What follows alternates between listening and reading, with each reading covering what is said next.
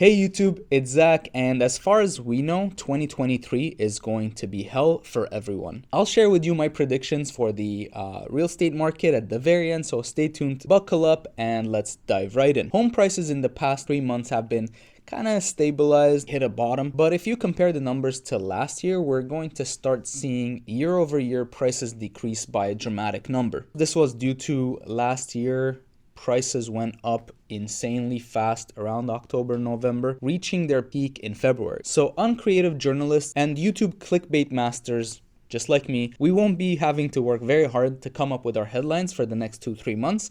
They're going to look kind of like this. Diving into regulations and laws that are going to kick in 2023.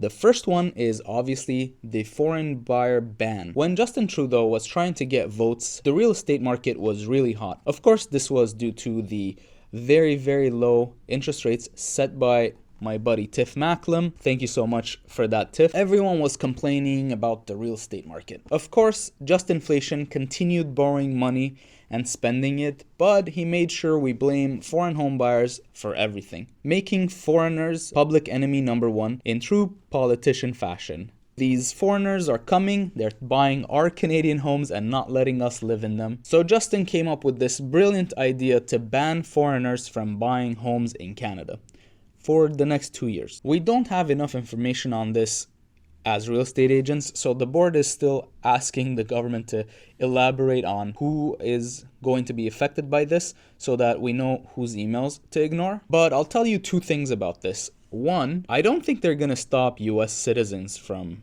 buying properties in Canada, right?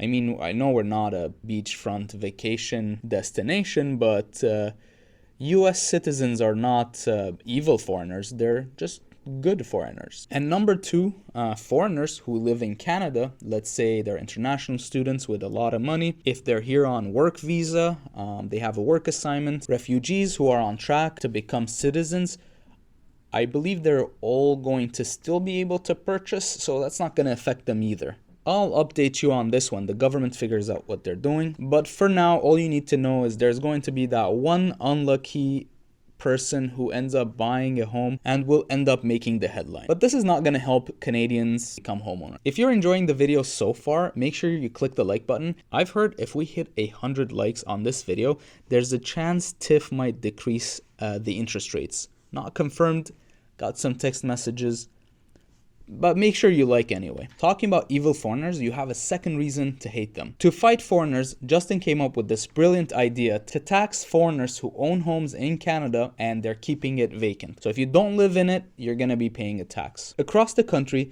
young Canadians who are starting to build their future are running up against sky-high housing prices. The government announced that it would take steps over the coming year to implement a national tax-based measure targeting the unproductive use of domestic housing. This will help ensure that foreign non-resident owners who simply use Canada as a place to passively store their wealth pay their fair share. Pay their fair share to Justin Trudeau, obviously, so he can spend it. Here's the funny thing though, how did this foreign vacant tax become a Toronto home tax imposed on Canadian citizens? Starting 2023, if you own a home in Toronto, you would have to tell John Tory that you're still living there. This tax is 1% on the assessed value of your home if you do not occupy it for more than 6 months every single year. And the fun part is you have to declare this, because if you don't, they're going to assume that your home is empty and you're going to pay that tax, plus you might pay fines for not declaring. Thank you so much, John. This is an absolutely fantastic idea. I was under the impression that the mobile speed cameras were already generating enough revenue for the city,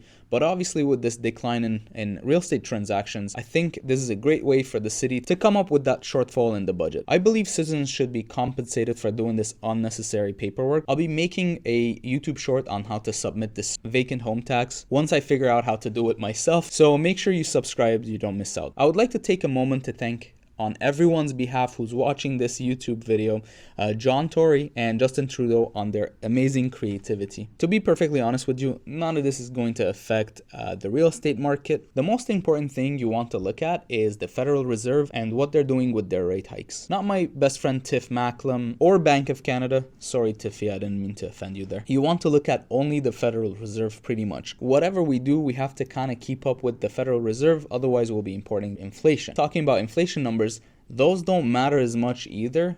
They're only there to make sure we look at something and blame it when we're increasing these rates. Imagine if Bank of Canada came and said, hey, we're going to be increasing the rates next week based on our feelings.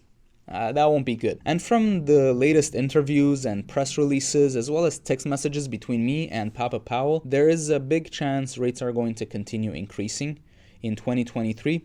So it's going to be a sad, sad Happy New Year. What would my predictions be for the Canadian real estate market in 2023? First off, you have the mortgage default rate, aka the delinquency rate. It's still very low. However, Canadians are tapping into debt, credit cards, credit lines, to pay for this rate hikes and inflation. I made a video talking about mortgages hitting their trigger rates and the options that Canadians have when they get a phone call from the bank. I'll put a link to that at the very end for you guys to watch. Pre-construction buyers are not being able to close on their purchase. This is due to a few factors. Obviously, interest rates went up, so they don't qualify for the mortgage as they did when they bought the place at a lower rate. Also, the appraisal values are coming in short and they have to come up with the difference, and in a market like this, it's very difficult to do so. We also have OFSI increase the domestic stability buffer. This affects how much more money banks have to keep in reserve, which limits their ability to hand out loans and mortgages, making this situation even more fun. I'll cover that in a different video, so make sure you subscribe if you haven't. If this continues the way it is,